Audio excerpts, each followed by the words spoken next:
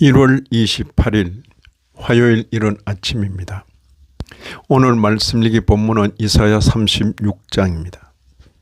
본문을 다음 세 단락으로 나눌 수 있겠습니다. 첫째는 1절 아수르 사네립의 예루살렘 침공, 둘째는 2절 이하 20절 랍사게의 강요, 셋째 마지막 셋째는 21절 22절 유다의 굴욕.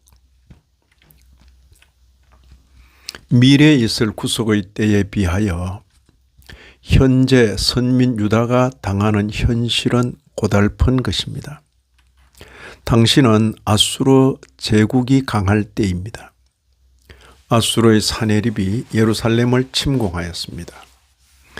때는 히스기야 즉위 14년으로 대략 BC 701년경입니다.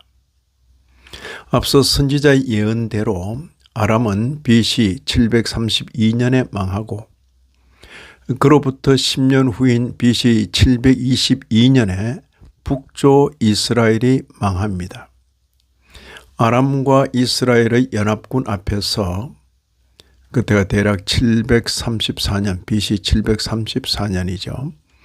아수르에게 도움을 청하여 외세를 끌어들인 것이 잠시 승리를 가져다 주는 듯 했으나 결국 그 외세에 의하여 크게 위협을 당하게 된 것입니다. 36장과 37장은 그에 대한 기록입니다. 사네립의 예루살렘 침공은 아하스 이래로 아수르에 바쳐오던 조공을 바치기를 유다가 거절한 것이 구실이 된 것으로 보입니다. 유다가 선대의 친아수르 정책을 버리고 애굽의 도움을 구하는 친애굽 정책을 편 듯이 보입니다. 우리는 이미 앞에서 읽은 바 있습니다. 31장 1절에 도움을 구하러 애굽으로 내려가는 자들은 화 있을진저 그들은 말을 의지하며 병거의 많음과 마병의 심히 강함을 의지하고 이스라엘의 거룩하신 이를 앙모하지 아니하며 여호와를 구하지 아니하니. 선민으로서는 여호와 하나님 한 분만 구하고 앙모하며 살기를 요구하십니다. 선민의 이런 행태에 대한 하나님의 응대는 특별합니다.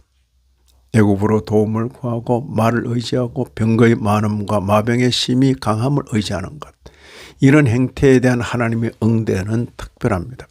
31장 2절 상반절을 보시면 여호와께서도 지혜로우신즉 재앙을 내리실 것이라. 이 경우에 막대기와 몽둥이로 쓰인 것이 바로 아수르입니다. 이미 앞서 10장 5절에 아수르 사람은 화 있을진저 그는 내 진노의 막대기요 그 손의 몽둥이는 내 분노라. 오늘 본문은 바로 그러한 사건을 보여주고 있습니다.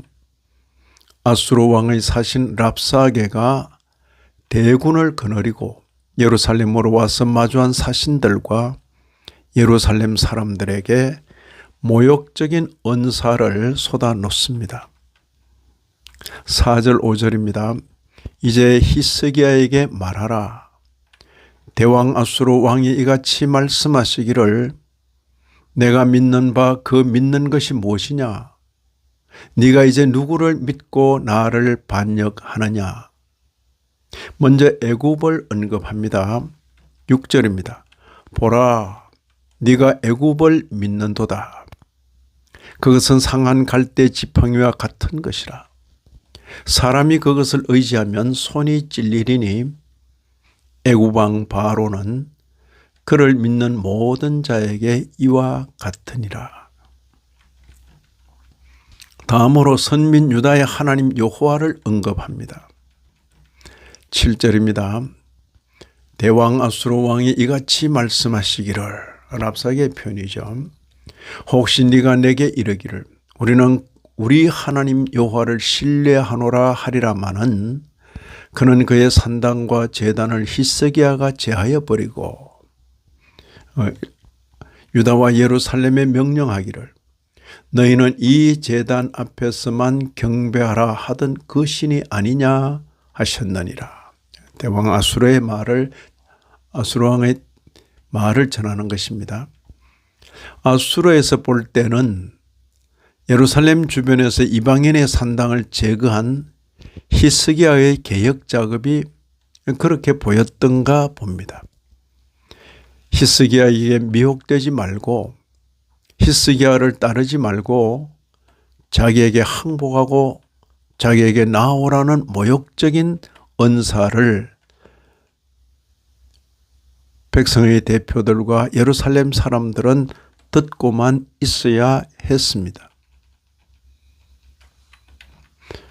21절을 보시면 그러나 그들이 잠잠하여 한 말도 대답하지 아니하였으니, 이런 말씀을 읽는 신약교회 성도인 우리로서는 때로 하나님께서는 자기 백성의 악함을 고치시고자 선민을 대적자들 앞에 낮추기도 하신다는 것을 기억해야 하겠습니다.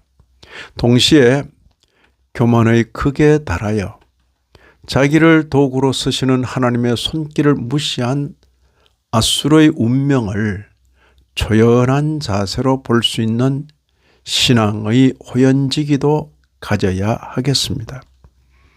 이 아침에도 말씀에 참여하신 모든 분들 위해 하나님의 크신 은혜가 더하시기를 진심으로 기원합니다.